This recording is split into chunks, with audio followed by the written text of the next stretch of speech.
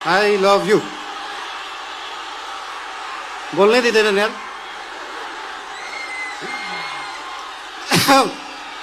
हाम्रो देश हेटौडा सिमेन्ट कारखाना जस्तै भएको छ। मेसिन पनि छ, म्यान पावर पनि छ, खानी पनि छ, तर बन्द। अब चल्नु पर्यो। नेपाली कांग्रेसको वाइवाई फ्याक्ट्री जस्तै चल्नु पर्यो अब त्यो पनि। नमस्ते नमस्ते नमस्ते नमस्ते। तपाईहरुको फेभरेट कलर कुन हो? रङ नीलो। तपाईहरुको फेभरेट बाजा कुन हो? बाजा बजाउन मिल्ने चीज। यसपालि के गर्ने त्यसलाई?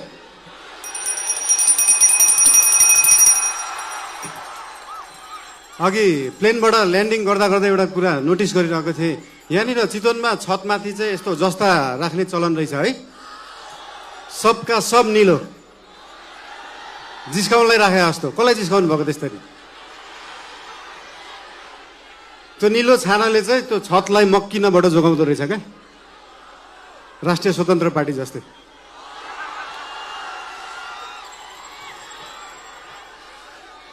चितवन अघि झर्दै गर्दाखेरि एकजना भाइले भन्नुभयो, दाइ देशभरि जाँदाखेरि जसरी टुरिज्म प्रमोसन गर्नु भएको थियो एकचोटि चितवनको पनि टुरिज्म प्रमोसन गरिदिनु होला भनेर। मैले भने मेसीलाई फुटबल खेल्न सिकाउनु पर्छ, रोनाल्डोलाई फुटबल खेल्न सिकाउनु पर्छ।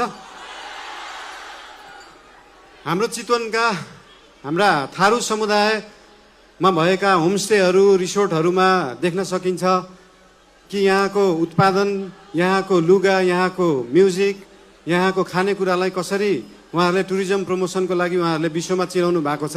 त्यो हेर्दाखेरि चितवनले चाहिँ देशलाई टुरिज्म प्रमोसन सिकाउनु पर्छ। घरमा खाने आफ्नो लोकल खाना, आफ्नो लोकल परिकार घरमा खाने, त्यो लोकल परिकारलाई एउटा इन्टरनेसनल क्युजाइनको रूपमा उहाँहरूले प्रस्तुत गर्न सक्नु भएको छ। त्यो पुरै देशले सिक्न जरुरी छ। सिकाउने हेर्नु त चितवनवासीले पुरै विश्वलाई टुरिज्म प्रमोसन। राम्रो कुराहरू यहाँको ठाउँहरूको धेरै छन्। एउटा समस्या रहेछ यहाँ, हरेक वर्ष न्युजमा देख्न पाइन्छ किसानले बाटोमा दुध पोखाएको, तरकारी फालेको। त्यो के रहेछ भन्दाखेरि किसानले सही बजार नपाएको, किसानले सही मूल्य नपाएको एउटा समस्या रहेछ। केही सीमित बिचौलिया, केही सीमित नेताहरूको एउटा सिन्डिकेटले गर्दाखेरि पारी जुन अनुदानले कृषि हुन्छ त्यो सस्तो जस्तो देखिन्छ।